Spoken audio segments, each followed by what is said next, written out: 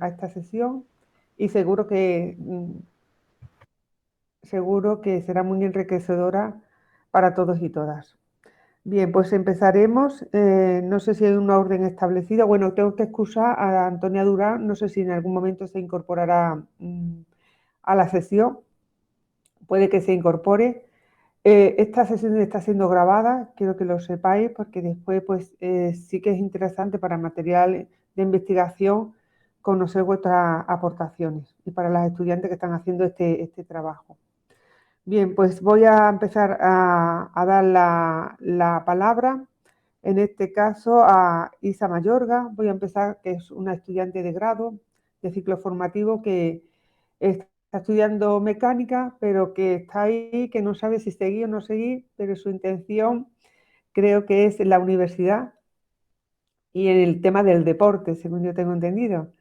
Bueno, pues mira por dónde estoy llevando dos trabajos fin de máster relacionados con el deporte inclusivo. Así que si algún día necesitas algo, pues aquí tiene a mis dos estudiantes que te pueden asesorar. Así que cuando quieras, pues comenzamos. Pues muchísimas gracias, lo primero, o sea, a todo el mundo que está organizando esto y a la moderadora también. Y nada, pues me presento. Soy Isabel Mayorga, tengo 23 años y bueno, tengo trastorno de ansiedad. Este trastorno surgió en la adolescencia y digamos que culminó en una relación de maltrato.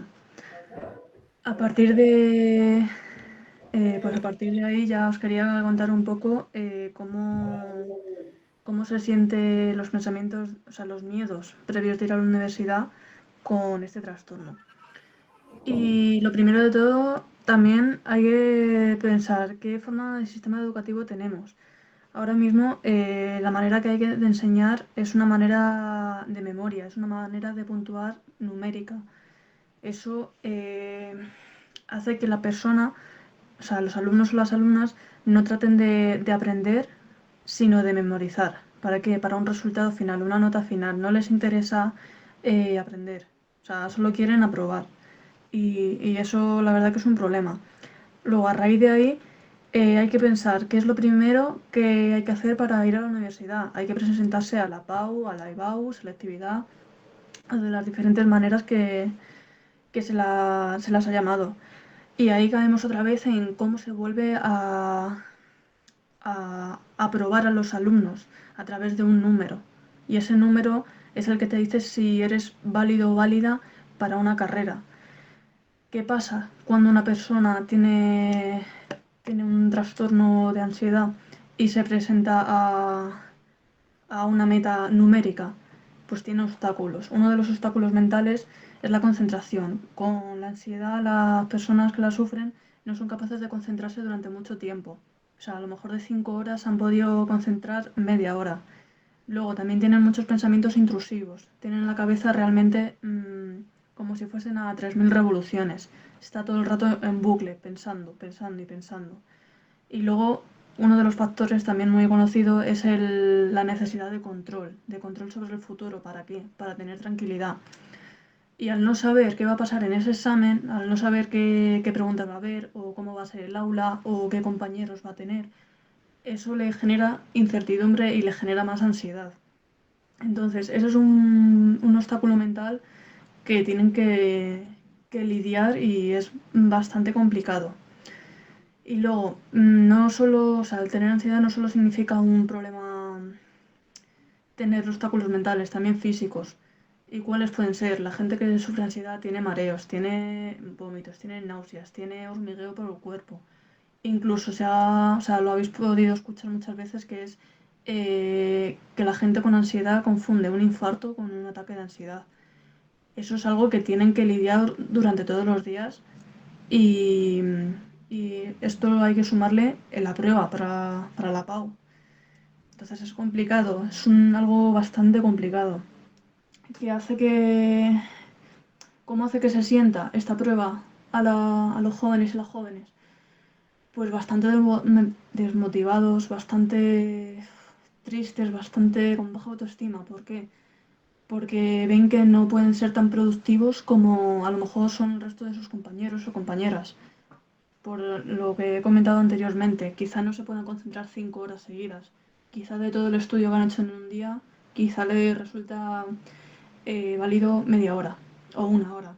Y es algo bastante frustrante, porque se piensan que no valen para ello, para estudiar. Entonces, luego a la hora de presentarse a este tipo de prueba para la universidad, eh, puede haber dos cosas, que no lleguen a la nota que quieren y qué va a pasar, que esa persona, la persona con ansiedad, va a pensar, "Mm, es que no iba a ser capaz, no sé qué pensaba, no, si yo no voy a valer, ¿para qué me presento?". Va a tener pensamientos de autosabotaje y eso es bastante doloroso también para la misma persona. Pero ¿qué pasa cuando da la nota para su carrera universitaria? También se puede autosabotear. ¿Por qué? Porque no piensa que se lo merece. Una persona con ansiedad siempre va a pensar en plan de no, es que he tenido suerte, realmente no me lo merezco, seguro que hay alguien mejor que yo para esto. No se merecen sus logros, no se merecen que a lo mejor han estado estudiando más tiempo que otras personas que no tienen un trastorno mental y no se lo valoran. O sea, cuesta mucho el aceptar que han hecho un buen trabajo y es complicado. Así que el resumen de este primer punto, así como de la forma del sistema educativo, es que el problema no se valora el esfuerzo, solo se valora una nota final. Entonces, eso es como que no hay un apoyo durante la preparación. Y sobre todo las personas con ansiedad, sin apoyo no tienen salud y sin salud es que no pueden avanzar. Y es muy importante que tengan un apoyo. Luego, el segundo punto, ya pensar que estás dentro de la universidad. ¿Qué va a pasar? Que ya en tu día a día, por desgracia, vas a saber que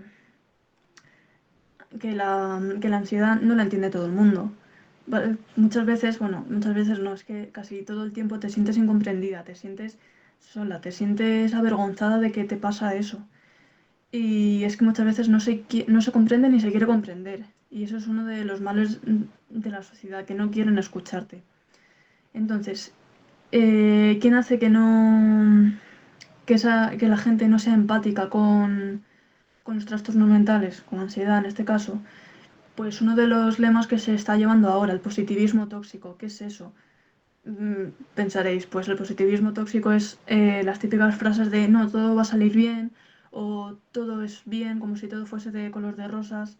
Y pues la verdad que es falso. O sea, es gente que niega la realidad. O sea, es como una manera de pensar que nos han impuesto que yo creo que no es real, que no significa que no saques cosas buenas de las malas, por supuesto, pero no es una manera de pensar, creo que de la más correcta. Entonces, ¿cuál es la respuesta que tienes cuando cuando una persona con ansiedad le pide a otra un poco de ayuda? Dice, no, estarás exagerando, o no es para tanto, o vamos a tomar una cerveza que seguro que con eso se te pasa, vámonos de fiesta. O sea, no se ha trabajado en la escucha, no se ha trabajado el que una persona realmente pueda sentirse mal, no se ha validado el que una persona esté así. Entonces, eso es el primer miedo si tú piensas que vas a llegar a la universidad. Luego, cuando estás con los profesores, a raíz de lo que he dicho aquí, eh, a mí me gustaría saber, ¿los profesores están formados o están informados de que van a trabajar con gente que tiene trastornos, los trastornos mentales en este caso? Porque es algo bastante importante.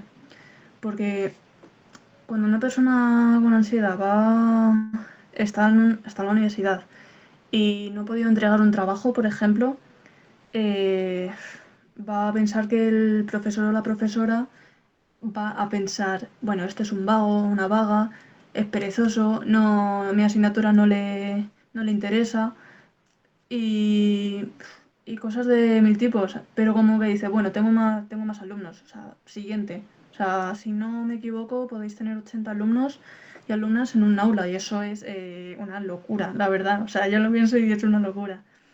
Entonces, Cuando una persona piensa que van a pensar eso de ella, es como demoledor.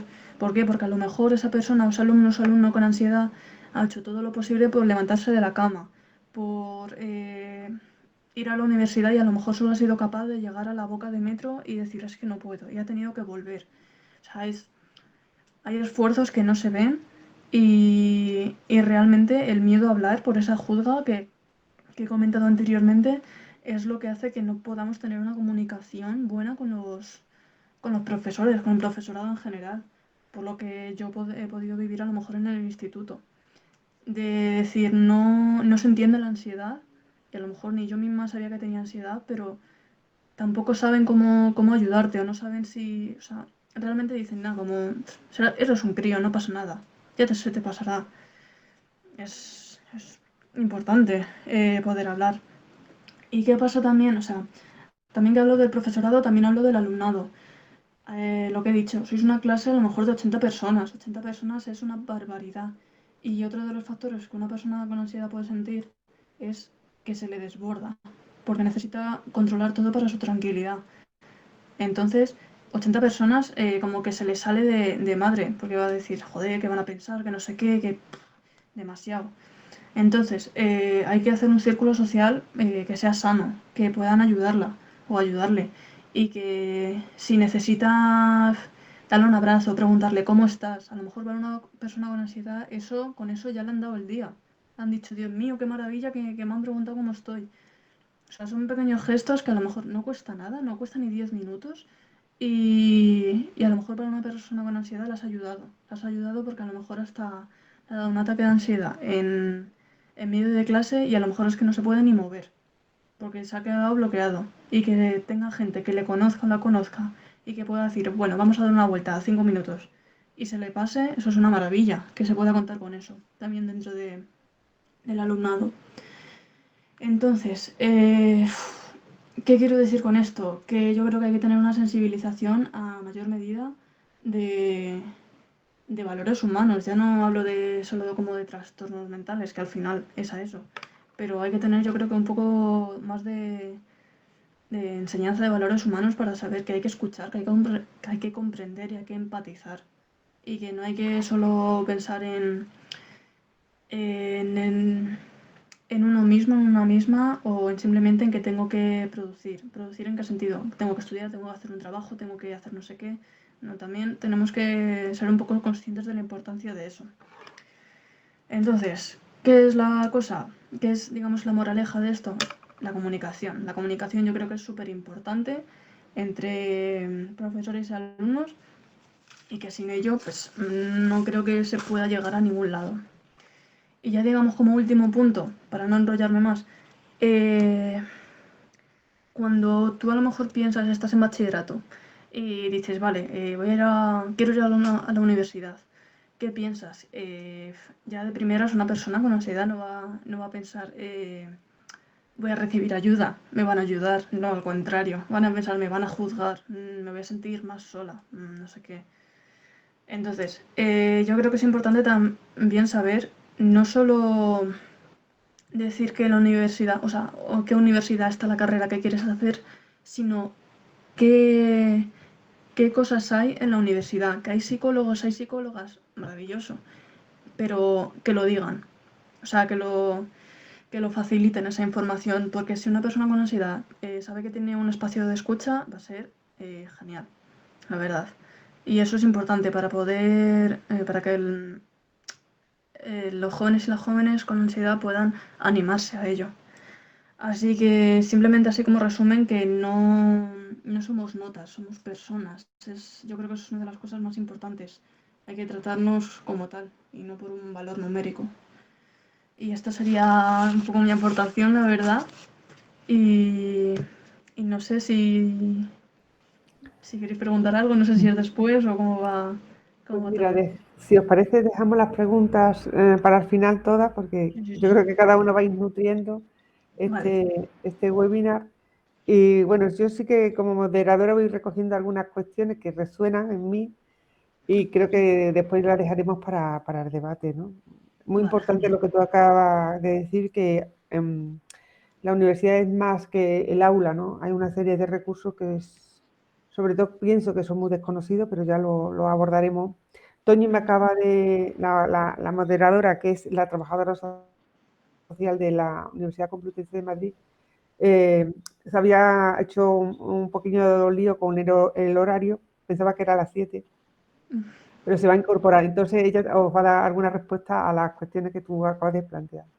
El Vale. tema del positivismo tóxico. Uy, pues que yo soy muy positiva. Vamos a ver cómo solucionamos eso. Bueno, iremos viendo algunas cositas, ¿no? Los bucles, el control, el número. Yo, Rosa, que es estudiante mía, lo sabe, para mí soy más que un número. Lo que pasa es que al final tengo que transformarlo en números, pero hablaremos de ello después. Vale. Bien, muchas gracias, Isabel, por tu aportación. Y ahora voy a hacerlo escalonadamente, ¿vale? Ahora ella es el paso anterior a la universidad, que es yo creo, también tenemos mitificado la universidad, muchos de nosotros, en ese sentido. Y ahora le vamos a dar la palabra a Rosa Doadrio, que es estudiante de grado de Trabajo Social de la Universidad Complutense de Madrid. Y ahora mismo, bueno, entre los proyectos que yo sé que pues está como en el proyecto de voluntariado de sociedad sostenible, y seguro que ahora con su intervención nos aportará muchísimo más. Cuando quieras, Rosa, tiene la palabra. Muchas gracias, Carmen, por coordinar estos webinars y por poder moderar. Y bueno, a todos los asistentes y a todos los participantes que seguro que nos nutren un montón. Pues como ha dicho Carmen, pues soy estudiante de trabajo social de tercero y bueno, tengo 20 años y soy Rosado Adrio. Me alegra poder estar aquí para contar mi experiencia y bueno, visibilizar así los problemas de salud mental pues que nos afectan en todos los ámbitos y uno de ellos obviamente es el universitario. Entonces, bueno, quería comentar un poco mi trastorno. Yo tengo un trastorno psicótico pero bueno, al final el diagnóstico es solo una etiqueta y es mucho más que un trastorno. Y bueno, quería animar a todo el mundo a que fuera al psicólogo, aunque tenga problemas solo de un poco de ansiedad, un poco de tal, ¿sabes? Que al final el psicólogo te ayuda mucho a conocerte, a recuperarte, a ser tu propia terapeuta, a generar herramientas para afrontar los problemas que tengas. Y aunque las terapias no sean fáciles, son al contrario, algunas están llenas de dificultades, de baches, pues es un poco la cuestión de no desilusionarse ante si no se dan los resultados en este tiempo, porque a veces se necesita un largo periodo para obtener los resultados. Por ejemplo, yo llevo 4 años en terapia y estoy empezando, aunque he visto, cada año voy viendo más resultados, pero a la hora de la verdad, este año es cuando estoy viendo los resultados de verdad. Ya soy capaz de gestionarme mejor. Entonces, pues a veces es necesario tomar medicación pues para poder aguantar este camino. Y al principio sí es difícil tomar medicación, pero al final son como unas muletas. Te rompes una pierna y necesitas unas muletas para andar, pero no te curas las piernas con las muletas, sino con terapia, con rehabilitación. Y es un poco lo que quiero transmitir, que la terapia es muy importante. Entonces, la medicación simplemente es un soporte, pero lo que de verdad va a funcionar es la terapia. Así que animo a todas las personas que estén pasando por un mal momento a ir a terapia. Y bueno, aunque las personas ya que tienen un trastorno mental eh, tienen, reciben 3 golpes, que sería el de recibir un diagnóstico, el del tratamiento psicofarmacológico y en la periodicidad, pues quiero decir que aunque sea crónico, con medicación y con tratamiento el que te venga mejor, puedes vivir una vida lo más normalizada posible, que al final es un esfuerzo constante, pero que vale la pena. Entonces, convivir teniendo una enfermedad mental obviamente no es fácil. hay muchos baches en el camino y nos siguen tratando como si tuviéramos que estar aislados, como algunos profesionales, en vez de intentar ayudarnos, nos empeoran más. Y eso, por eso también es importante ir buscando qué terapeuta y qué terapeuta y qué psiquiatra te va a venir mejor. Entonces, vivimos, al final me voy a centrar un poco en la sociedad en la que vivimos y en los factores ambientales, porque son muy importantes a la hora de una enfermedad mental, porque es que vivimos en una sociedad donde lo importante es ser productivo y felices. Y cuando las personas no pueden serlo por cualquier motivo, en este caso una enfermedad mental en fase aguda, se nos excluye de la sociedad, además justo en el peor momento. Entonces, aunque muchos problemas de salud mental se han desarrollado en esta sociedad contemporánea y seguramente se van a desarrollar un montón más de enfermedades mentales porque hay más riesgos de sufrir alguna, pues tenemos que hacer dos cosas. Cambiar el tipo de sociedad que hace que aumente las enfermedades mentales, aunque esto suene utópico, pero lo que no suena tan utópico es visibilizar estas enfermedades y no excluirlas. Entonces, en vez de vivir en una sociedad individualista, en vez de mirar cada uno por nuestro bien, no buscar el apoyo de las personas y todo eso, necesitamos colectivizar la salud mental. Tenemos que crear redes de apoyo e ir a la raíz del problema donde surgen muchas de las dificultades de salud mental que hay actualmente. Estos problemas sobre todo son los factores ambientales a los que estamos sometidos. Y entonces, en la gran mayoría, pues deberíamos buscar eliminar también esos factores que hacen que aparezcan las enfermedades mentales, como yo que sé, la explotación laboral, las relaciones tóxicas y sobre todo las drogas. Muchas personas caen en las drogas cuando se encuentran mal psicológicamente y eso a su vez puede hacer que los trastornos mentales florezcan o aumenten. Y entonces, una enfermedad mental al final afecta en todos los ámbitos de tu vida. Y seguimos teniendo estigmas y prejuicios sobre las personas con algún problema mental, como si no pudieran conseguir nada en su vida. Y es verdad que tener una enfermedad mental puede limitarte en muchos aspectos, pero no te imposibilita hacer nada. Con mucho trabajo puedes conseguir todo lo que te propongas. Una amiga mía dijo una vez, no es que las personas con discapacidad sean incapaces de hacer cosas, sino que necesitan más tiempo. Y eso es lo que necesita entender la sociedad, que tienen que respetar los tiempos y las necesidades de cada persona. Las personas tienen algún trastorno mental y son iguales al resto que tienen algún trastorno mental, son iguales al resto de personas y se merecen comprensión, no juicios. Y bueno, después de esta pequeña introducción, voy a centrarme en el ámbito universitario, que considero que se necesita un espacio de comprensión, de apoyo, de gestión para los alumnos con enfermedades mentales, que aunque existan esas redes, pues como ha dicho Carmen, son bastante invisibilizadas, que no se le da la atención que realmente necesita. Y quiero aclarar una cosa, con ciertas cosas que nos harían, como por ejemplo puede ser alargar un examen o alargar una fecha de entrega de trabajo, no significa que se nos facilite, o sea, que tengamos más facilidades, sino que al tener una situación claramente de inferioridad, se necesitan establecer derechos donde se pueda llevar una vida académica acorde a las limitaciones y necesidades de cada persona. Entonces, esto en realidad lo que consigue es lograr una equidad entre las personas neurodivergentes y las personas sin trastornos de salud mental.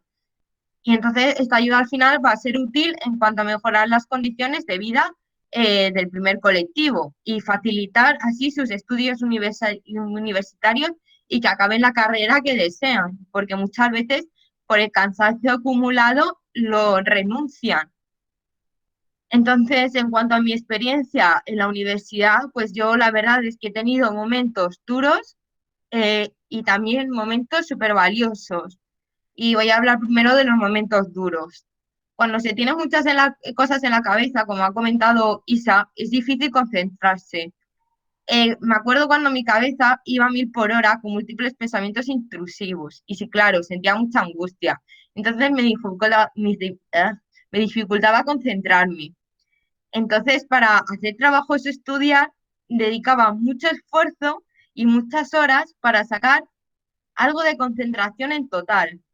Entonces, esto al final dificulta a la hora de hacer exámenes, de entregar trabajos y todo eso. Y al final estas dificultades se se ven incrementadas con el uso de la medicación, porque cuando inicias o aumentas pues, la dosis farmacológica, pues al final es difícil mantenerse despierta y avispada y estás tan cansada que te cuesta concentrarse en cualquier cosa. Y esto impide también que a veces fuera a clase porque no me podía despertar de la medicación que llevaba, de que no me podía mantener despierta ni un segundo. Entonces me da rabia esa creencia de que las personas con problemas de salud mental somos unos vagos cuando lo que en realidad tenemos son más dificultades para sacar energía y concentración. Y para hacer un ejemplo de esto, pues voy a usar el ejemplo de la gasolina en un coche. Cada coche tiene su depósito propio. Unos son capaces de llevarte más lejos y otros solo tienen gasolina suficiente para dejarte en casa. Hay que tener en cuenta que todos ellos necesitan repostar en algún momento para que puedan tener la energía necesaria para transportarte. También tener presente cuando hacéis viajes, no es lo mismo ir de Madrid a Valencia que de Madrid a Rusia. El segundo camino es más cansado, más agotador y largo. En equivalencia sería el mismo viaje que una persona con un trastorno mental hace para ir a Valencia. Es agotador, es largo y es cansado. A veces tedioso y sobre todo es irritable, malhumorado y fatigado. Entonces, esto se puede extrapolar fácilmente a la universidad, porque es que ya solamente con ir a clase supone un esfuerzo abrumador, que es que te agota tanto que luego llegas a casa y no tienes ganas de hacer más cosas relacionadas con la universidad o no tienes ganas de hacer más cosas. Entonces, bueno, ir a clases con un trastorno psicótico en general es bastante complicado. Pues yo sufro disociaciones, que son como desconexiones de la realidad, que las puedes vivir como si todo fuera un sueño o como si estuviese fuera de tu cuerpo. Entonces esto hace que pierdas el hilo de la clase y te cueste concentrarte en clase, porque al final estás desconectada de la realidad. Entonces también es un impedimento ir a clase porque no te sientes segura en ningún lugar, ya sea por la ideación paranoide o por algunos pensamientos intrusivos que también tienen otras personas con problemas de salud mental. Y yo en particular pensaba que me iban a hacer algo malo. Entonces esto genera mucha angustia y me costaba estar en sitios con mucha gente, incluso salir a la calle. Entonces me he sentido muchas veces agobiada en clase por pensamientos intrusivos, por ideación paranoide y he tenido que faltar a clase, que ausentarme 10 minutos para dar un paseo o faltar a clase antes de ir a clase o en plena facultad porque me estaba dando un ataque de ansiedad y me han tenido que venir a buscar. Entonces, en ciertas ocasiones, pues también quiero comentar que la salud física se ve afectada por cómo nos encontramos emocionalmente. Hay varios estudios realizados en el campo de la psicosomática y cómo la angustia mental y emocional se traslada al cuerpo. Al final, el ser humano es psico, bio, social y espiritual. Y cuando alguna de estas falla, el resto se ve afectada. Entonces, yo somatizo mucho mis conflictos en diversas áreas, como la dermatitis atópica, la espalda agorrotada, en ocasiones se ve desfavorecido mi sistema digestivo. Y bueno, también quiero resaltar una cosa. Hemos hablado antes del estereotipo de que las personas con trastornos mentales son vagas y me gustaría dejar claro otro tipo de estereotipo que se han asignado, que es el ser violentas, sobre todo las personas que tienen un trastorno psicótico o trastornos de personalidad, cuando la realidad no es que todas las personas que tienen alguna enfermedad mental de esta índole sean violentas, al igual que hay personas violentas que no tienen alguna enfermedad mental. pero todavía hay esa creencia de que quien es capaz de matar es alguien que tiene una enfermedad mental. Por ejemplo, una persona que tiene esquizofrenia o una persona que tiene un trastorno psicopático, lo que aumenta el estigma y la exclusión. Entonces, a pesar de todos estos problemas comentados, pues yo he conseguido llegar a tercero de carrera sin ninguna asignatura pendiente.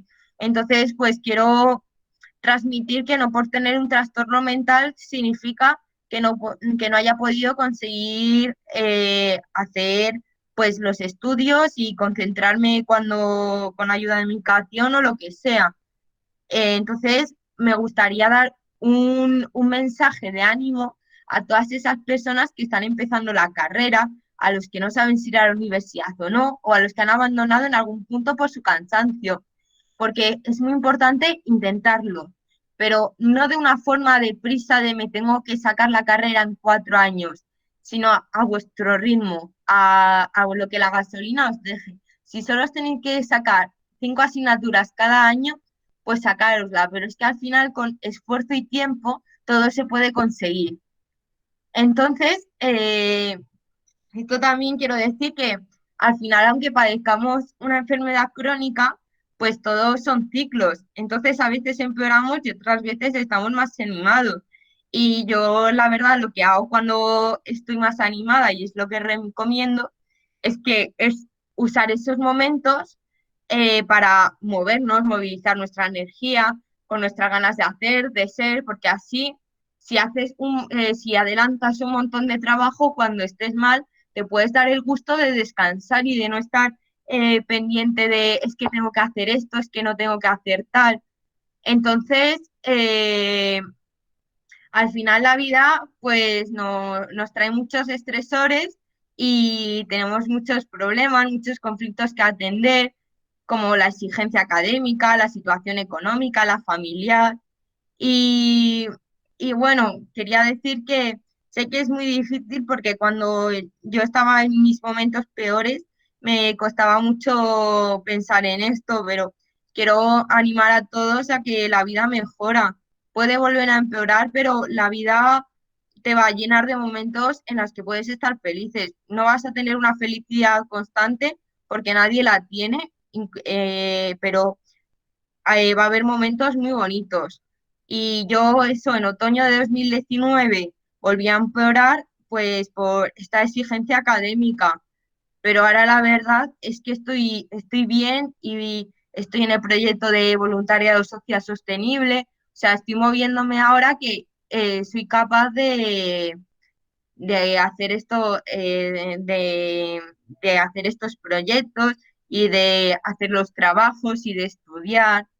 Entonces, aunque muchos de nosotros vivamos con este miedo de que todo vaya a empeorar, que estás tranquila, feliz y de repente te empiezas a preocupar porque no sabes cuánto tiempo te va a durar este estado de ánimo, pues no te preocupes porque la vida son ciclos y entonces siempre vas a estar feliz, otros días triste, pero bueno, al final hay algunas personas que tienen ese miedo, les abruma ser feliz porque piensan que no lo merecen y bueno, yo solo quiero decir que todos merecemos nuestra felicidad. Entonces, por eso son importantes los derechos que comentaba antes, porque la vida académica puede ser un estresor que agrave la enfermedad mental. Entonces, hay que visibilizar la enfermedad mental dentro de la universidad para que podamos ayudar a las personas que lo estén pasando y para que este estresor no empeore o haga aflorar enfermedades mentales. Y luego otra cosa que también preocupa mucho a la gente es ese miedo de compartir lo que te pasa, de que conozcan tus dificultades, tu trastorno y ese miedo a pedir ayuda, a Rosa, un que... minuto, por favor. Ah, Un vale, minuto. perdón. Ah, bueno, vale, ya acabo. Eh, bueno, eso, a que pedir ayuda es difícil pero reconfortante. Y bueno, quiero finalizar con una frase que me sigue un poco el tiempo, pero bueno, el éxito en la vida no se mide por lo que logras, sino por los obstáculos que superas, perdón. Entonces, las cosas cotidianas que parecen un mundo son un gran esfuerzo para las personas con trastornos mentales. Y entonces que nadie os haga dudar de vuestra fortaleza, porque algunos días no sois productivos ni felices. Muchas gracias por escucharme. Ya está. Muchísimas gracias, Rosa, por tu aportación y tu ajustarte al tiempo, ¿no? Muchas cosas que aportar, muchas fortalezas en tu persona Sí, en cuanto a tu discurso e interesante en los momentos, ¿verdad? La vida son sí, momentos. claro, y a Momentos veces estás mal y otras bien, y no solo las personas con trastornos mentales, es imposible estar bien. Ujú. Entonces, No, hay también que, somos todas las personas, pero entraremos sí, en el debate sí, próximamente. verdad, perdón. Bueno, pues ahora ya hemos pasado por la Isabel, que nos has explicado un poco su proceso antes de llegar a la universidad, Rosa en el grado, y ahora es Paula Merchán, que en este momento es estudiante de la Universidad Autónoma de Madrid. Bienvenida a la Complutense, al grupo de la Complutense, y está en último año de antropología. Así que le damos la palabra cuando quiera, Paula. Hola, buenas, supongo que se Hola, me Paula. oye y se me ve bien. Genial, genial. Cuando quieras. Vale. Pues a ver, yo lo primero que quería era sobre todo agradecer a las personas que han hecho posible las jornadas de visibilización y sensibilización con el tema de la salud mental. Al final creo que responde a una necesidad colectiva que cada vez se está poniendo más encima de la mesa. Y también quería agradecer, poner también sobre la mesa el punto de vista experiencial, porque nos da al final una voz para poder explicar desde nuestra cotidianidad qué es, cómo supone para nosotros vivir con un trastorno a nivel de salud mental. Entonces, bueno, pues por presentarme, yo soy Paula y en mi caso tengo un trastorno ansiodepresivo. Fui consciente de este hecho a los 17 años, que fue cuando decidí acudir a terapia y pedir ayuda profesional. Y entonces ya siendo consciente de mi propia salud mental, me di cuenta de hasta qué punto me estaba afectando en todos los ámbitos de mi vida. Y creo que mucha gente que pasa por cosas parecidas estará de acuerdo en que el nivel de tabú y estigmatización que se genera muchas veces hace que nos cueste más precisamente ver hasta qué punto está atravesando todos los factores de nuestra vida. Así, en mi caso, mi salud mental estaba afectando a las cosas más elementales. Me afectaba al comer, me afectaba al dormir, me afectaba al relacionarme. Pero claro, por supuesto, llegó un punto en el que también me afectó en lo académico. Y es que yo con el tiempo descubrí que los problemas de insomnio y de ansiedad podían generar unas pérdidas de memoria bastante grandes. Claro, yo en ese momento, con 17 años, llegué a pensar incluso que era un problema personal a nivel de que mi cabeza simplemente era incapaz de retener la información y yo no lo relacionaba con el hecho de que estuviera sufriendo periodos de ansiedad graves. De hecho, si por ejemplo ahora mismo pudiéramos ver mi expediente académico, en las notas que he sacado se puede ver claramente en qué periodos no me he encontrado bien a nivel de mi salud mental. Eh, Creo que también en términos de estudiante, cuando desarrollamos estos problemas a nivel académico es cuando en cierto modo empieza a aparecer el síndrome del impostor, que además es bastante más frecuente en mujeres. Por supuesto, en el proceso de reflexión me topé con todo lo que tenía que ver con lo social y lo colectivo, y ahí es donde entran los estigmas, ahí es donde entran los tabús, no sé. Al final me di cuenta de que no podía desligar tampoco mi salud mental del resto de problemáticas sociales, por así decirlo.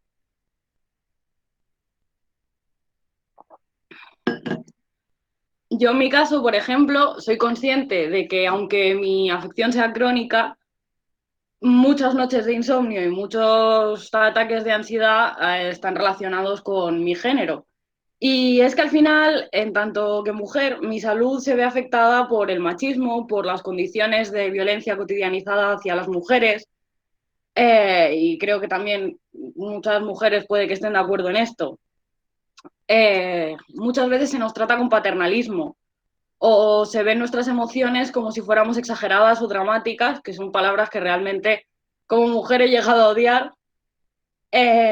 También somos víctimas de la romantización. Lo que sucede con nuestras emociones al final queda relegado a un plano irreal en el que nuestra fragilidad, y remarco las comillas en lo que significa fragilidad, se convierte en un elemento sexualizable. Es decir, se nos está imponiendo un canon irreal, incluso cuando se trata de nuestra propia salud o no salud mental. Quería detenerme en esta cuestión, sobre todo porque considero que no puedo desligar mi activismo por la visibilización y desestigmatización de los problemas de salud mental de mi compromiso como feminista. Y el ejemplo de la opresión patriarcal me parece solo uno, y con esto quiero decir que los problemas de salud mental no se pueden desligar tampoco de otras cuestiones como pueden ser el racismo, la LGTB-fobia, la precariedad, entre muchos otros que se podrían decir. Y en ese sentido considero que ante lo que se presenta como un problema colectivo se le debe de buscar también una solución colectiva. Y aquí es donde quiero hacer énfasis en todo lo que respecta a la universidad. Lo primero que se podría hacer es visibilizar y dar un espacio para hablar de estas cuestiones, que por eso mis agradecimientos de antes, pero con visibilizar también me refiero a llevarnos este tipo de temáticas a los ámbitos cotidianos, a las conversaciones pequeñas, a las charlas entre cercanos, con tal de conseguir realmente deconstruir los prejuicios que hemos interiorizado, incluso siendo personas con trastornos mentales. En segundo lugar, y relacionado con esta visibilización, también hay un proceso de formación, que ojalá se nos educara desde pequeños,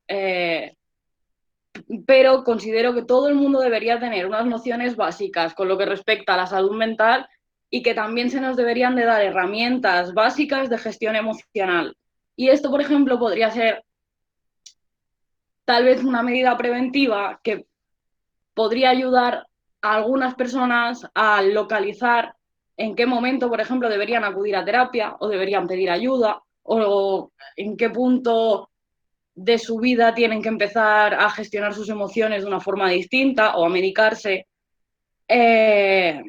Además, esto también nos permitiría tener herramientas para tratar a las personas con problemas de salud mental de una forma más acertada, por así decirlo, más coherente con lo que realmente representa un problema de este tipo.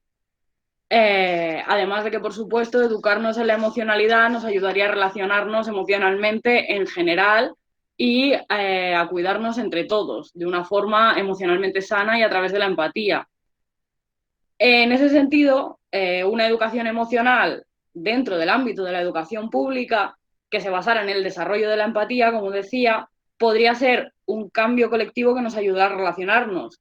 Y cuando llegamos al ámbito universitario sin tener todo este tipo de herramientas, muchos de nosotros ya hemos pasado por procesos bastante complejos de competitividad entre compañeros, o se nos ha criticado y castigado porque no entramos en los cánones de productividad, o no sé, este tipo de cuestiones relacionadas con el ámbito universitario. O sea, al llegar al ámbito universitario se pueden ver mucho más agravadas, y lo que comentaba antes de las pérdidas de memoria me parece al final solo un ejemplo concreto, pero hay que entender que a veces el desgaste emocional que supone luchar contra nuestras propias emociones y nuestros propios pensamientos es tan grande que no nos permite salir de la cama. Y bueno, tal vez en la universidad ya no se nos castiga como niños, pero sí se nos suspende sin la posibilidad de haber dado una explicación, por ejemplo. Muchas veces esto creo que está relacionado con el trato poco personal que hay muchas veces entre alumnos y profesores, que es lo que comentaba antes Isa, que se debe a la cantidad de alumnos que hay por aula, que es muy difícil de manejar. También a veces por parte de los profesores escuchamos comentarios pasivo-agresivos, públicos, cuando no se responde correctamente a un dato. o cuando compartimos nuestra experiencia se nos tilda de frágiles o de vulnerables. Y creo que muchos hemos oído la frase en algún momento de yo he pasado por cosas mucho peores que tú y lo he sobrellevado mucho mejor que tú. Y ahí es cuando se nos culpa de nuestra vulnerabilidad. Entonces creo que en los ámbitos educativos falta un marco de comprensión y empatía mucho más amplio. Y tampoco creo que estemos pidiendo ni milagros académicos ni notas poco merecidas, sino más empatía y una respuesta más diversa en todos los aspectos, que también incluyan la salud mental. Y atender a esta diversidad podría ser a veces tan simple como crear espacios seguros para hablar de estas cuestiones o escuchar activamente a las alumnas y a los alumnos cuando hablan de este tipo de problemas. Por el contrario, creo que se tiende a culpabilizarnos, como si sufrir un problema así fuera una lección. A veces da la sensación de que parece que la gente joven se ha inventado la ansiedad como alguna especie de excusa cuando no le ha dado tiempo a terminar un trabajo. Y nos explican entonces que cometemos el error de no desligar las emociones de nuestros ritmos de productividad. Y a mí cuando me dicen eso, yo me pregunto si eso es posible o sano para cualquier persona en general. Entonces, como a veces creo que es más fácil explicar esto en lo que son los efectos más palpables, digamos, bueno, os cuento un poco qué pasa cuando se sufre un trastorno como el mío. Un ataque de ansiedad o una ansiedad generalizada realmente provoca respiración agitada, taquicardias, presión en el pecho, mareos, dolores de estómago por el exceso de adrenalina, la tensión en los músculos. A veces te sientes como si hubieras corrido una maratón, aunque simplemente hayas tenido un ataque de ansiedad de 2 minutos. Hay veces que el cerebro manda pensamientos a un ritmo tan frenético que es imposible concentrarte en algo, como puede ser, por ejemplo, una tarea para clase. La falta de horas de sueño, además de las pérdidas de memoria, genera problemas de coordinación y un sentimiento de desubicación bastante complejo. Y estas son solo algunas de las cosas más generales, porque luego, claro, cada persona lo vive y lo siente de una manera distinta. Creo que aun y con esas condiciones tratamos de sobrellevar la carrera y de hacerlo lo mejor posible. Y encima muchas veces cargando el peso de que no es económicamente posible pagar una segunda matrícula. Cuando tratamos de explicar todo eso, cuando intentamos de explicar cómo nuestra salud mental afecta también a nuestros estudios, hemos escuchado, esos son excusas. Y creo que he escuchado más, esos son excusas, que comentarios realmente empáticos o al menos una disposición a escuchar qué es lo que le está pasando a esa persona en concreto. Entonces creo que hay que romper con esta concepción. No tratamos de poner excusas, tratamos de exponer abiertamente, de una forma que considero adulta y comunicativa, que a veces nuestros procesos emocionales no nos permiten dar al 100% y que eso no es algo malo.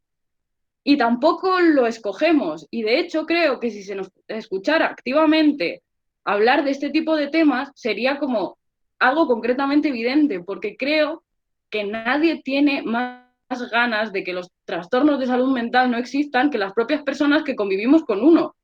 Ojalá fueran mentira, ojalá fueran una excusa, pero no, no es así como funciona y no nos estamos quejando por quejarnos ni como para excusarnos de hacer ningún trabajo de clase.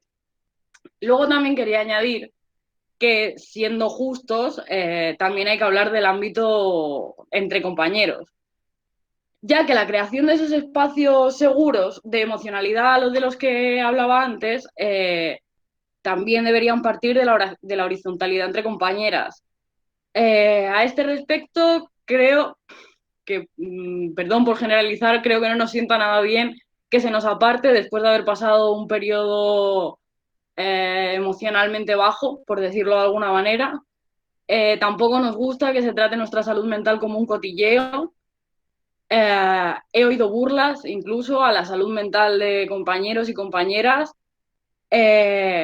Creo, en ese sentido, como alumna, que los compañeros deberíamos preocuparnos más por fomentar esos espacios de emocionalidad seguros entre nosotros, en los que poder comunicarnos horizontalmente, antes que seguir reproduciendo los cánones de productividad a los que realmente tiene un sentido, se nos ha sometido a ellos siempre, pero estamos en un ámbito universitario que pretende ser crítico y que por lo tanto debería incluir romper esas barreras entre compañeros y poder tener unos espacios emocionalmente seguros. Y ya así para terminar, para no extenderme más, lo último que quería recalcar antes de terminar es que, por supuesto, hay una necesidad de una salud pública digna y accesible a todo el mundo que incluya lo que es la psicoterapia digna tanto para pacientes como para los trabajadores. Y nada, poco más, que muchas gracias por escuchar y que luego si queréis preguntar algo. Muy bien, Paula, muchísimas gracias. También como Rosa y como en el caso de tu compañera Isabel, pues había aportado. Y la palabra que más se repite es visibilizar, visibilizar y la escucha activa y proactiva en ese sentido. Y bueno, pues estamos escuchando aquí, por eso yo le explico a mis estudiantes que tenemos dos orejas y una boca para escuchar más que hablar. Entonces, esa es una de las prácticas del trabajo social. Pero sí que me llama la atención que sí que resaltáis el papel del profesorado, pero solamente una connotación, no escuchas también. Yo soy más también de tirar más hacia lo positivo, aunque en este caso Isabel no es muy partidaria de esas cuestiones, pero también me escucharía, igual que escuchamos las voces que están invisibilizadas, pues también quedan invisibilizadas a lo mejor aquel profesorado que a lo mejor tiene buenas prácticas y sería bueno también resaltar las buenas prácticas para que otros profesores o profesoras aprendamos de ello y de ellas. Lo digo desde ese punto de vista. Bueno, pues vamos a seguir y tengo que decir que está Toñi ya aquí con nosotros, que es la trabajadora social de la Universidad Complutense. También está Cristina Alonso, que interviene mañana en la mesa de mañana, y la Asociación de Síndrome 22Q de Andalucía, entre otras y otras personas. Bienvenidos a todos y a todas por escuchar este directo. Pues ahora pasamos a una persona que yo no la conozco personalmente, pero le tengo aprecio porque ya desde el año pasado queremos crear sinergia y mira por dónde las estudiantes de la asignatura de Trabajo Social Comunidades han conseguido aunar esa sinergia y está con nosotros Silvia García.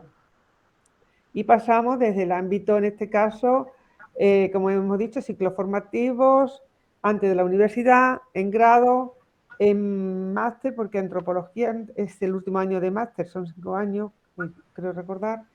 Y ahora pues Silvia, que ya ha dado el salto fuera de la universidad y después nos va a deleitar con una sorpresa. Le doy la palabra a Silvia, cuando quiera. Muy buenas, yo soy la mayor de aquí, de este grupo. Yo tengo 47 años, me voy a presentar un poquito y voy a hacer un pequeño contexto. A mí se me pide hablar de lo laboral, pero quería hacer un pequeño contexto. Estupendo. Soy agente de apoyo mutuo, formadora en salud mental desde la experiencia en primera persona y mediadora de lectura con personas que sufren problemas de salud mental, para que un poquito me ubiquéis a qué me dedico. Y bueno, yo quería dar un pequeño contexto, porque estoy escuchando todo el tiempo las palabras enfermedad mental, trastorno mental, y yo en ese lenguaje para mí no me nombra. Entonces me nombra más la palabra problemas de salud mental, porque problemas de salud mental tenemos todos, unos más y otros menos, ¿no? Entonces, como no creo en la gente normal, porque no conozco ningún normal, pues reivindico ese significante, ¿no? Problemas de salud mental, unos tenemos más dificultades, otros menos, y bueno, hay que tener en cuenta que cada uno somos diferentes, pero bueno, que los normales no existen y que también habría que hablar mucho sobre eso, y que es verdad que hay unas dificultades serias que a veces tenemos que afrontar. Y que bueno, el término enfermedad mental tampoco creo en él, porque una enfermedad física no tiene nada que ver con un problema de salud mental. La persona que está enferma siempre, que una persona con un problema de salud mental no está enferma siempre. Tiene sus momentos de crisis, pero también tiene sus momentos de estabilización y sus momentos vitales ¿no? normalizados, si podemos usar esa palabra. Entonces, respecto al... Yo tengo 47 años, soy madre de 2 hijas, que también he pasado ese estigma. Y ahora mismo, bueno, después de un recorrido, porque vamos a hablar seriamente sobre el tema de la discapacidad con problemas de salud mental, el colectivo de personas con problemas de salud mental con discapacidad tiene una tasa de paro de casi el 90%. Es el colectivo más perjudicado de todas las discapacidades. Para eso también tendremos que visibilizarlo, ¿no? Entonces, en esta sociedad se nos empuja un poquito tienes que insertarte en la sociedad, tienes que insertarte en un trabajo normal de 8 horas con todo el estrés, las dificultades que genera, ¿no?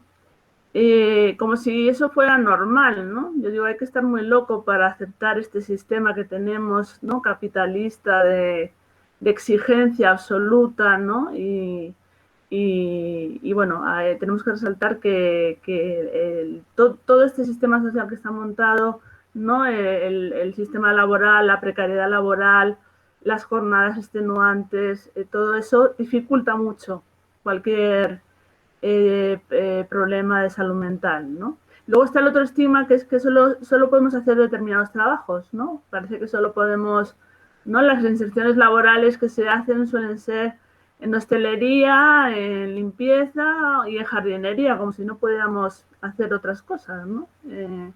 Y realmente hay que visibilizar que no, ¿no? Entonces, bueno, en mi recorrido vital, pues he tenido muchos trabajos en cosas diferentes y a veces me ha costado porque, digamos que es lo que os digo, ¿no? O sea, es este ritmo frenético, esta exigencia absoluta, pues en trabajos alienantes me ha producido crisis, ¿no? Entonces me he dado cuenta a lo largo de mi experiencia que la cosa no se trataba de buscar cualquier trabajo, ¿no? Sino de buscar un proyecto vocacional que a la vez resultara estabilizador para mi estructura, ¿no? Yo, bueno, estoy diagnosticada de trastorno bipolar. Entonces, digamos que no es que tengamos que adaptarnos y hacer cualquier trabajo, sino que hay que buscar un proyecto vocacional que el trabajo sea una fuente de estabilización y una fuente de estrés, ¿no? O de malestar. Porque entonces la inserción laboral que consigamos va a tener las patas muy cortas, porque nos va a generar malestar y eso a su vez nos va a producir mayor dificultades en nuestro terreno, ¿no? Entonces yo descubrí mi vocación, descubrí el mundo de la literatura. Yo llevo la lectura a pacientes psiquiátricos, en este momento en 3 proyectos diferentes, en un centro de salud mental de Hortaleza, que llevo 3 años ahí. Empecé ahí hace 3 años a trabajar con los compañeros en mi propio centro de salud mental. En la residencia psiquiátrica de Parla he estado también, en el centro de día y soporte social de Fuencarral y también ahora mismo en el centro de salud mental de Moratalas. Entonces yo organizo clubes de lectura con personas con problemas de salud mental. Digamos que he utilizado mi propia experiencia para acompañar a otras personas, ¿no? A través de la literatura. Y bueno, soy una mediadora de lectura diferente porque conozco los problemas con los que tienen que lidiar mis compañeros y a través de las palabras, ¿no? Recuerdo una frase de mi amiga poeta Mar Venegas que dijo: la literatura permite transformar la fealdad del mundo en belleza, y yo cogí esa frase como brújula y dije: si la literatura permite transformar la fealdad del mundo en belleza, igual también permite transformar nuestra fealdad, ¿no? La que nos habita, el sufrimiento y el dolor, ¿no? Entonces, digamos que me di cuenta que... Uy, perdona, que el reloj. Me di cuenta que, bueno, las personas con las que trabajaba tenían medicaciones muy fuertes y no eran capaces de seguir mucho la lectura. y se perdían. Y bueno, hay un tipo de libros que se llaman libros álbum, que tienen una intertextualidad entre digamos, la imagen y el texto. Y yo me di cuenta que a través de ese tipo de libros podía llevar la lectura a los pacientes, ¿no? Y es lo que hago, ¿no? Genero un espacio seguro, un clima seguro, donde lo que hacemos es, básicamente, yo les llevo libros, el álbum, que hablan de diferentes temas, ellos eligen porque les doy ese lugar, ¿no? El lugar contrario a este lugar que nos da la sociedad de segregación, ¿no? Y ellos, bueno, han tomado las riendas de la actividad y lo que hacemos es conversar sobre los libros, ¿no? A través de esa conversación, como dice Michel Petit, lo que permitimos es un apoyo a la propia subjetividad, ¿no? Porque la subjetividad es aquello que nos hace singulares, ¿no? Que nos hace diferentes. Y cuando estamos en relación con estos tipos de textos, pues nos damos cuenta de si estamos de acuerdo o en desacuerdo con la opinión de un autor o con la visión de un libro, y eso nos permite saber algo más de nosotros mismos, con lo cual eso hace que podamos, digamos, afirmar o reforzar nuestra propia identidad. Y quizá eso es una de las cosas que las personas con problemas de salud mental tenemos, ¿no? Es esa fragilidad y esa también muchas veces precariedad de palabra, ¿no? Muchas personas con problemas de salud mental, porque hay que hablar también de la causalidad, ¿no? Pues han sufrido graves traumas y han sufrido pocas oportunidades, porque a veces, como vosotros nombráis, el sistema escolar nos deja fuera, el sistema laboral nos deja fuera, y a veces es una cuestión de ofrecer oportunidades. Y como dice, ¿no?, Yvonne Bordelois, la calidad de nuestra vida depende de la calidad de nuestro lenguaje.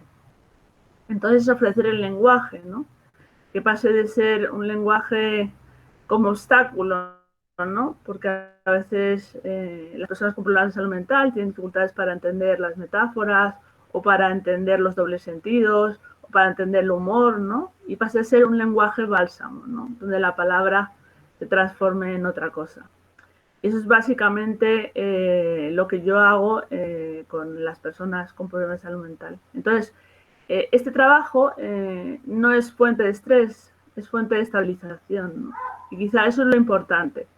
Buscar un trabajo vocacional, un proyecto vocacional, ¿no? Que también me aporta, bueno, yo ya salí del armario hace mucho en este mundo y con lo que yo sé, ¿no? Con esa experiencia que yo sé, yo soy formadora, doy conferencias, he dado conferencias internacionales, o sea, formo a personas desde la experiencia, ¿no? Entonces, desde cómo convertir esa experiencia nuestra difícil en ese saber que nos permite acompañar a otros, ¿no? Y permite formar, yo he formado a un grupo de fiscales, por ejemplo, ¿no? Se ha ayudado a formación para fiscales.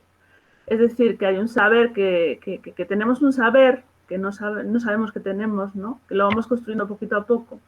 Y que eso puede ayudar no solamente a otras personas que pasan por lo mismo que nosotros, sino también puede ayudar a los profesionales, porque el saber desde dentro solo lo tenemos nosotros, ¿no? Y creo que es una herramienta muy, muy importante. Entonces, no sé cómo voy de tiempo. Te quedan como 3 minutos. Es que estáis siendo súper puntuales, ¿eh? Me encanta. Vale, Es vale. la mejor mesa que he moderado en muchísimos años. Entonces, eso, ¿no? ¿Cómo convertir ese saber que tenemos en algo útil, ¿no? Para otros. Y de esta manera, el dolor que, para mí por lo menos, el dolor que he atravesado es menos doloroso, ¿no? Porque tiene digamos que tiene una utilidad para otros. Y en ese camino, pues se convierte en algo menos doloroso. Y bueno, me hubiera enrollado como una hora, pero voy a acabar, como decía Carmen, con un poema, porque me encanta escribir poesía, y bueno, me encanta escribir en general, que habla de mí y de mi proceso, ¿no? Pero en verso, o sea, en verso no, perdón, poéticamente. A ver. Me llamo Silvia, barro sucio, las letras con que me nombraron. Morí al nacer o en el mismo vientre del cuerpo que me acogía. Y abrí paso a contracorriente, con un ansia insolente por la vida. Busqué la luz que no llegaba. Atravesé el túnel con esperanza, pero me escurrí en la indiferencia de sus manos. Mi infancia fue un desierto. No encontré palabras con que aliviar mi sed, ni entender el mundo, ni comprender la vida tan ajena que vivía no siendo. Me escondí en el silencio, en la mudez del grito ahogado, en la rabia contenida, en la ausencia como escape. Construí mundos raros que nadie comprendía, un refugio, un envoltorio, para tocar la realidad sin que me destruyera. Caminé de puntillas, hueca por dentro, sufriendo mi máscara, pero al final encontré la luz. Una mano amiga me hizo nacer de nuevo. Alumbré mi vida, risas, rebeldía, amor y futuro, con nombre propio. Busqué la luz entre los libros, rompí las palabras e inventé una nueva lengua. A veces regresan los versos antiguos, con su furia y su pesada letanía, pero la esperanza, tejida en mi nuevo idioma, me resguarda con su música y su abrazo. Muchas gracias. Es que no quiero romper este silencio tan bonito, ¿no? De terminar y ese silencio que queda de ese abrazo, ¿no? Ese abrazo compartido entre todas vosotras, que nos habéis unido, ¿no? Qué bonito, ¿no? Una mano amiga, habla de una mano amiga. ¿Existen las manos amigas? Sería una de las preguntas. Si os parece, damos paso al debate porque vamos muy bien, nos queda un cuarto de hora y a todos los que están asistiendo, pues agradecería también que escuchar sus voces y sus reflexiones en este momento. Y si acaso pues vayan abriendo micrófonos y mientras que abren o no, pues eso, yo con Isabel diría, existen manos amigas y si recomendaría algún libro. Y también habla de lo que dice Iñaki Gabilondo, ¿quién es normal? ¿Dónde está la normalidad? ¿Con qué se mide? ¿Con qué raza se mide? ¿No? Pues un poco lo que también decía ella. En el caso de Paula, el estigma de Goffman, ¿no? Paula, que es, creo que era antropóloga, ¿no? Sí. ¿Cómo canaliza toda esta... a mí también me gusta, vamos, me gusta, ¿no? Con todo mi respeto hacia la palabra me gusta, ¿no? Porque también considero como Silvia, ¿no? El lenguaje transforma realidades y las palabras nunca son neutras. ¿Cómo trabaja desde la antropología el tema del problema de la salud mental, ¿no?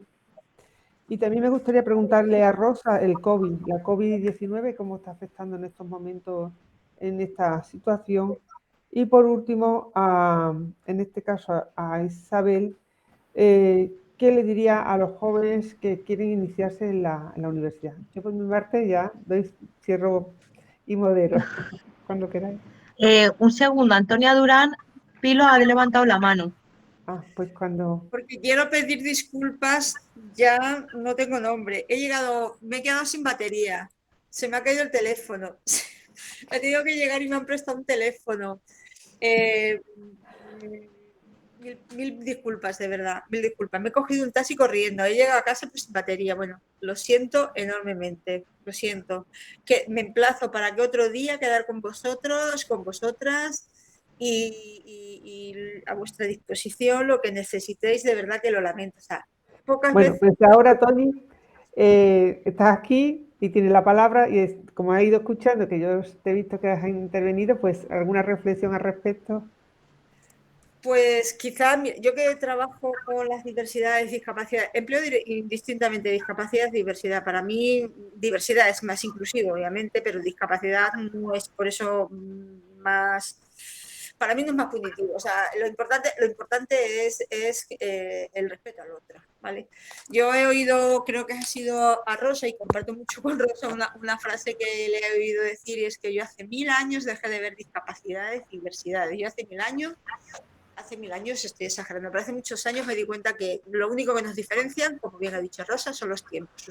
Los tiempos de las personas que tienen alguna dificultad y los que no tenemos o aparentemente dificultad son diferentes. Medidas de apoyo y ser más inclusivo y con más paciencia para escuchar al otro y a la otra, tendríamos muchísimo ganado, muchísimo tiempo ganado y avanzaríamos. ¿Qué decir yo de la diversidad o de la discapacidad por problemas de salud mental?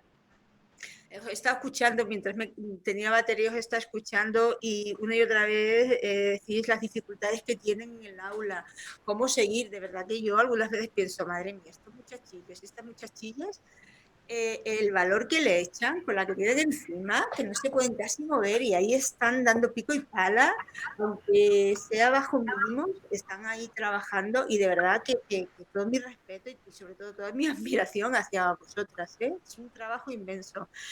¿Y qué es lo que nos queda por hacer? Que la sociedad tiene que ser... habría que darle una vuelta que ya se empezó a dar y creo que está dando buen resultado, es los medios de comunicación. Los medios de comunicación hacen muchísimo daño porque presentan a la persona con algún tipo de problema de salud mental, pero da igual el problema que sea un problema más serio, sea simplemente que estoy en la cama porque tengo una depresión que no me puedo mover, presenta a la gente como peligrosa, vaga, es que no se quieren incluir. O sea, la culpa la tiene la persona, no la enfermedad y no la sociedad, por supuesto, faltaría más. La sociedad que lo hace. Tony, y en este caso, la universidad, ¿cómo responde? ¿Qué recursos tiene? Porque sí que es verdad que lo ha mencionado al inicio, que tú no estabas, en este caso, Isa, del desconocimiento que hay de recursos. ¿Tú A ver, desconocimientos de recursos hay bastantes. O sea, y de recursos tampoco hay tantos, pero en la universidad, ¿qué hacemos?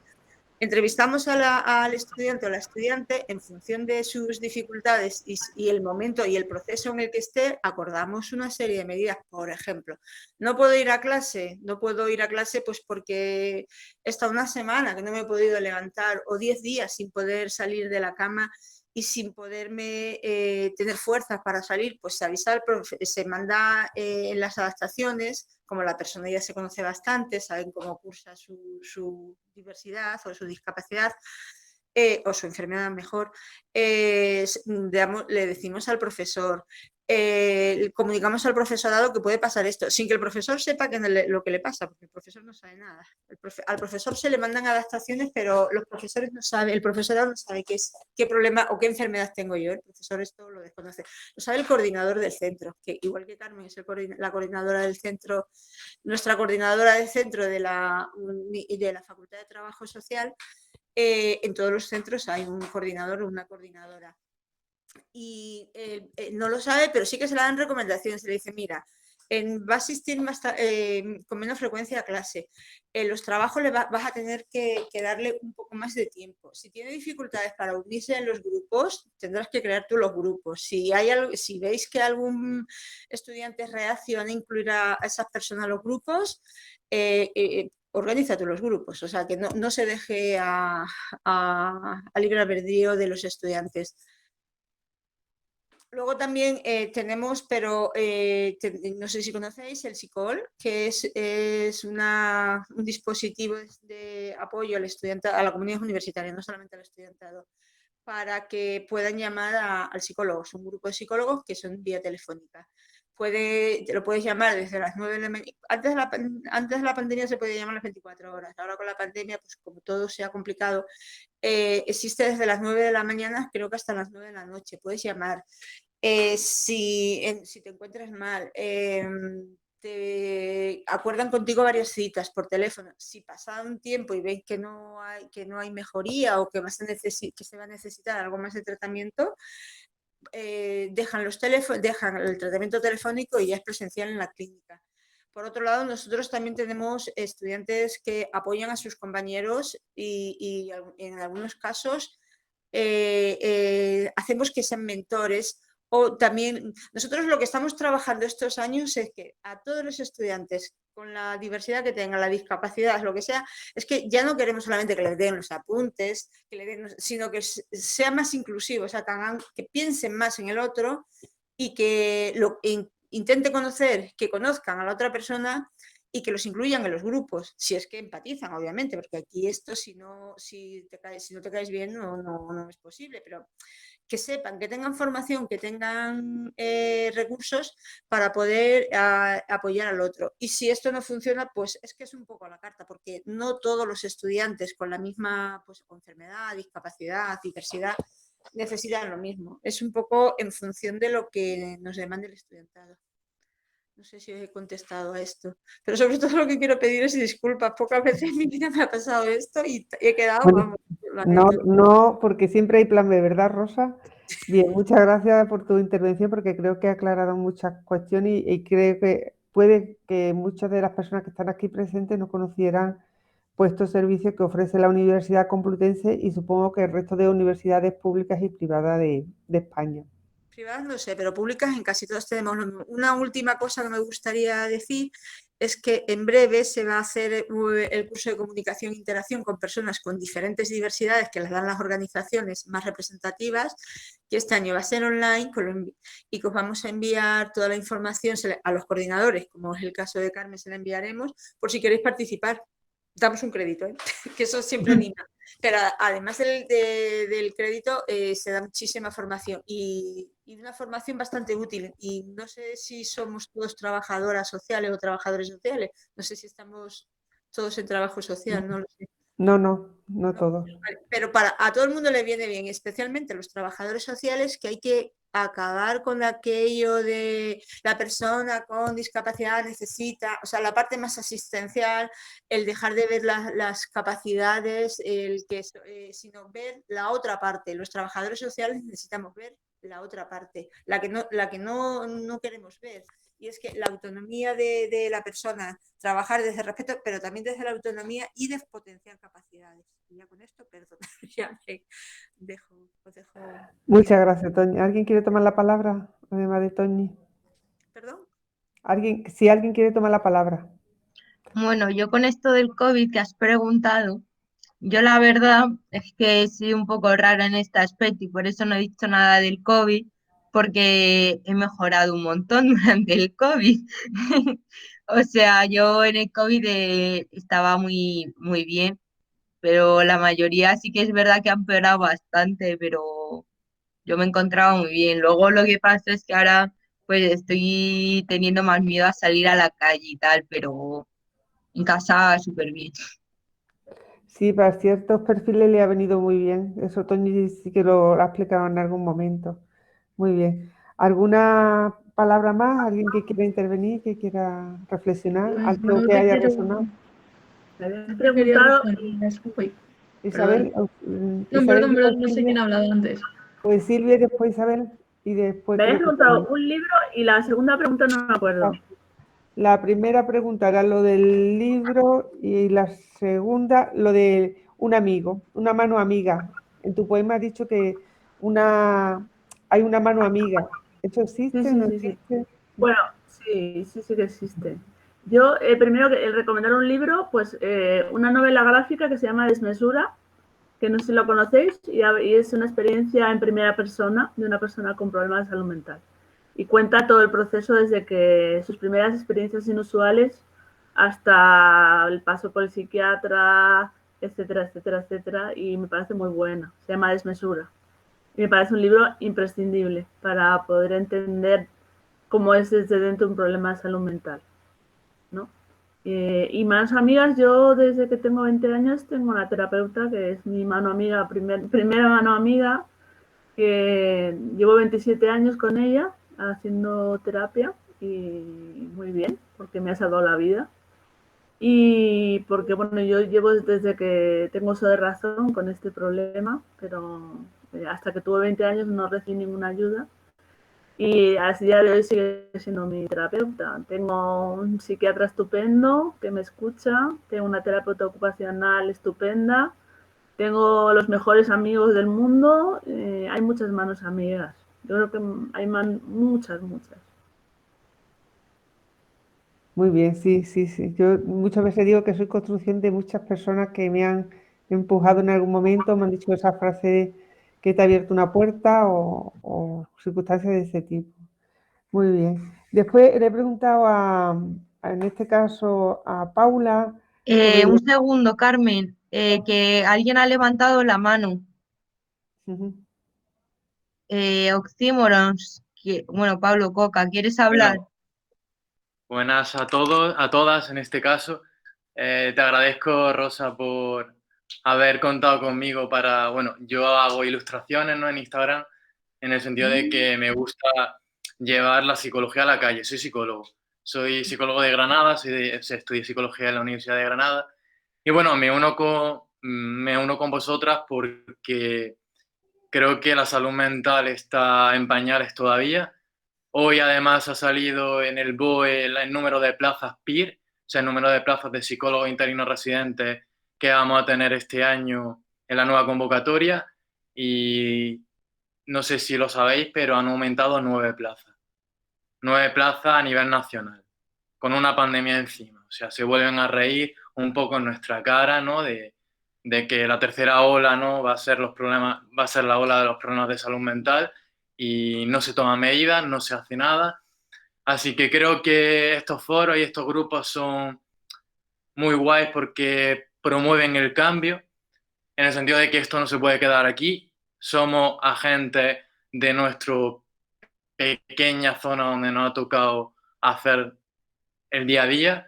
Entonces me gustaría, pues eso, que ya que pues la salud mental se valora tan poco, ¿no? Y desde arriba nos lo están diciendo de que no hay dinero y no hay recursos.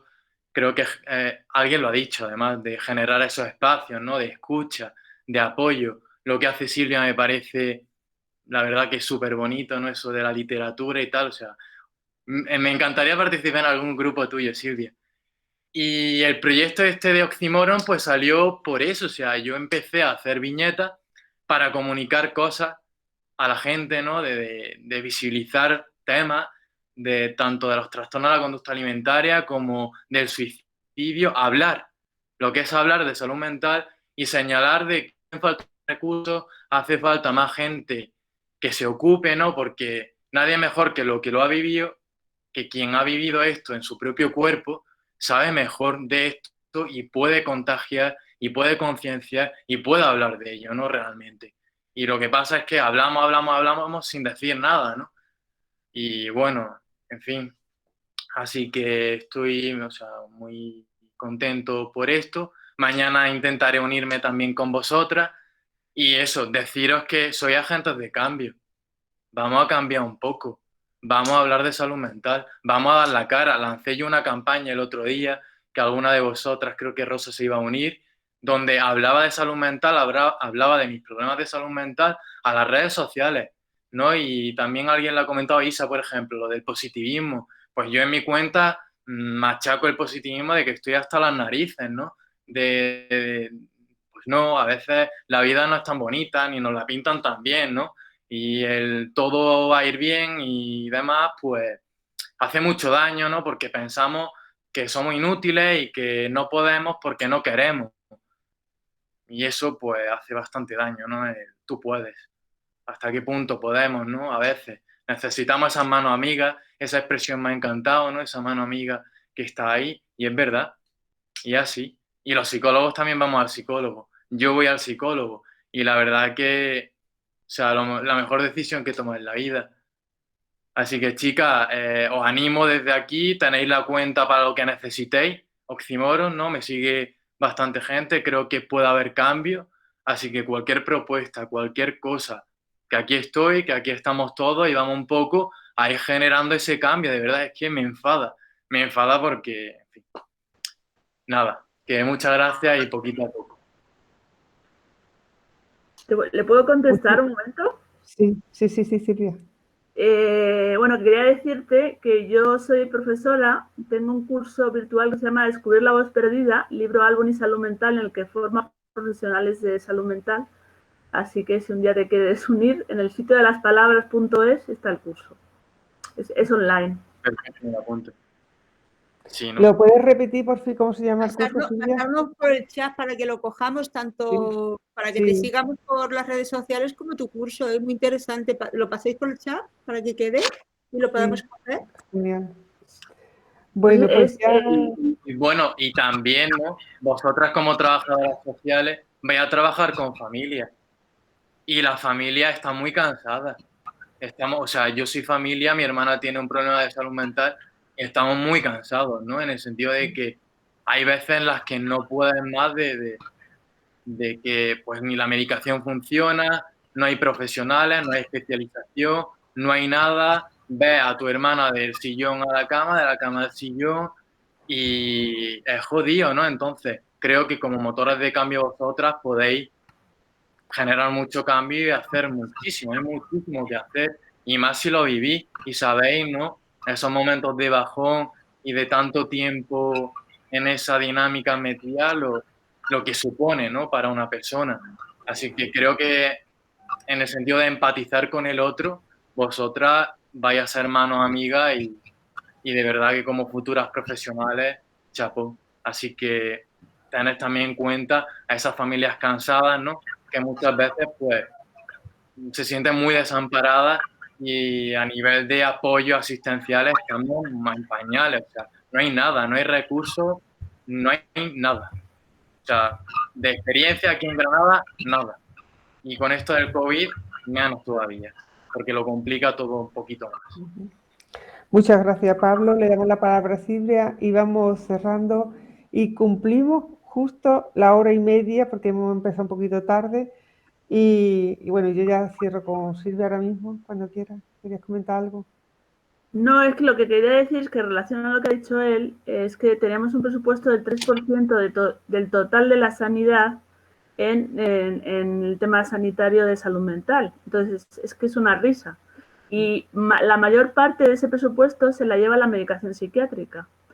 Esto es un círculo vicioso, porque la medicación psiquiátrica se sobremedica a los pacientes porque no se les puede escuchar.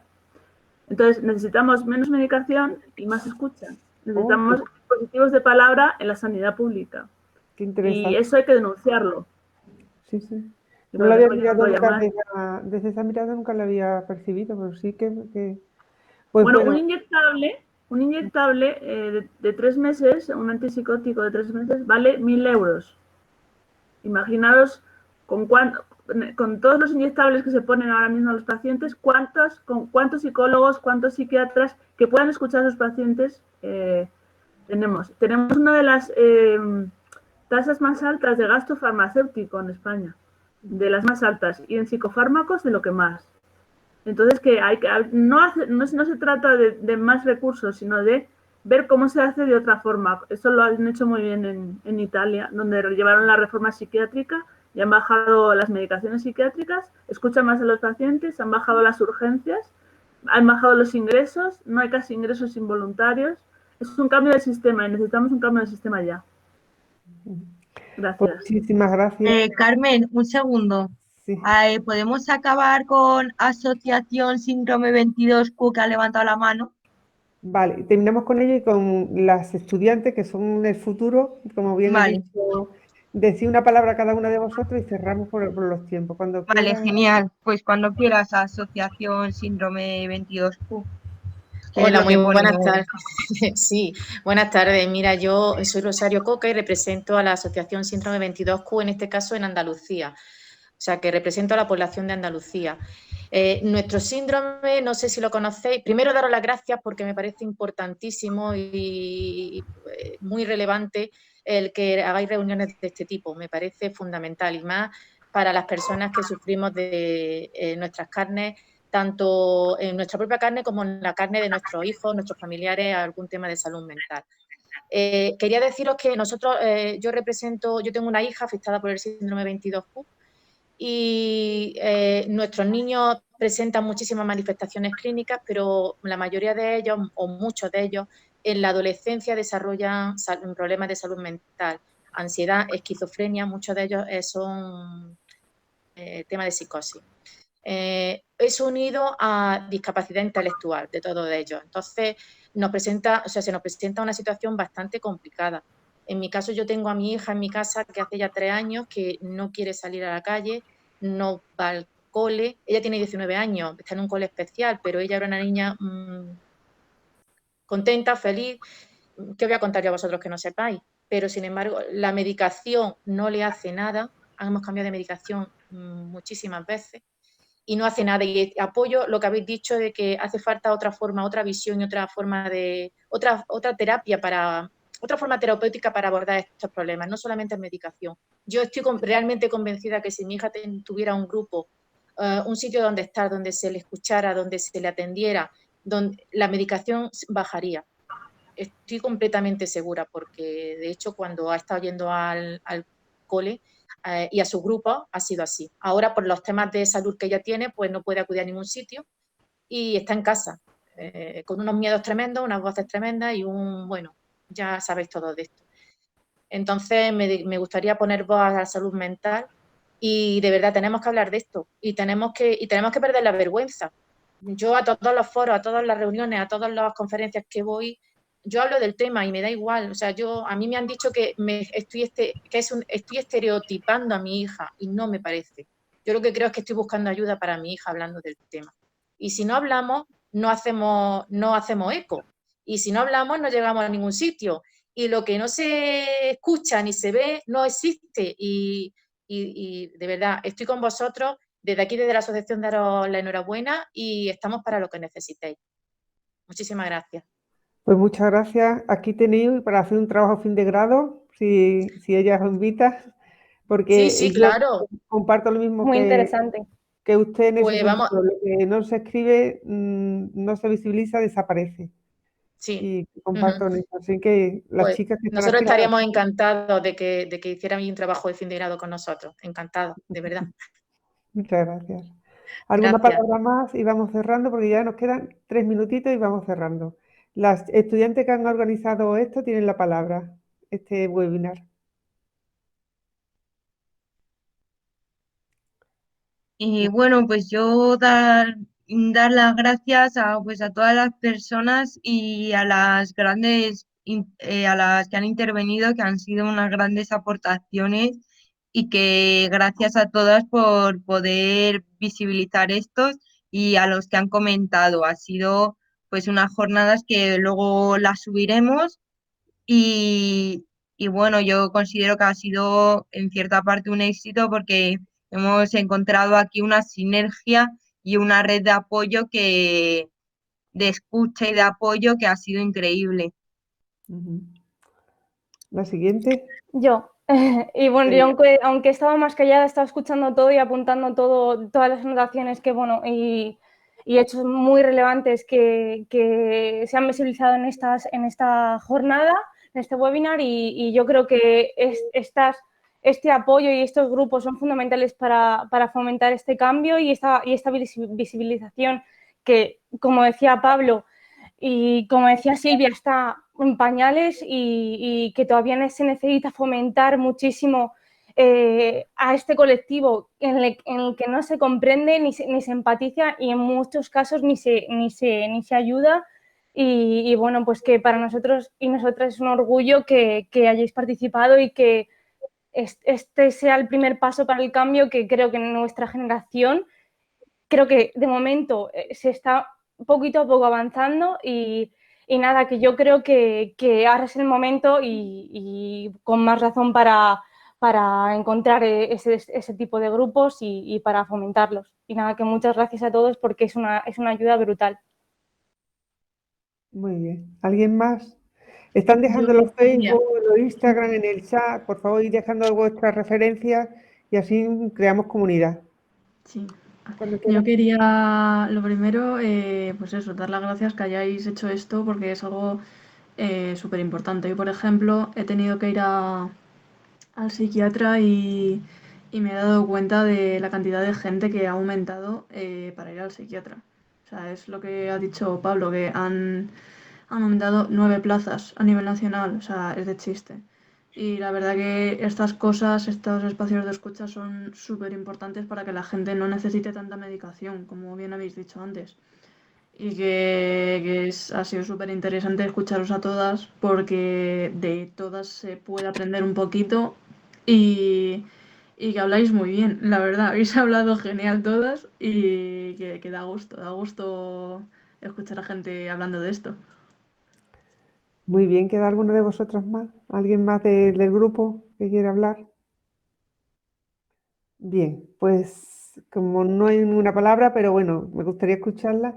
Vamos a terminar con una frase que normalmente suelo utilizar, que cuando cambia tu forma de mirar las cosas que miras cambian, de Dyer. Muchísimas gracias a todas las ponentes, que sigáis, nos veremos por los caminos del trabajo social, de la antropología, de la psicología, de los poemas, de la vida, en definitiva. Y muchísimas gracias a todos y a todas, ¿vale? Nos vemos. Gracias. Muchísimas gracias. Gracias, chao. A vosotros. Muchas gracias. Muchas gracias, adiós. Hasta luego. Gracias. Gracias, adiós. Gracias, hasta luego.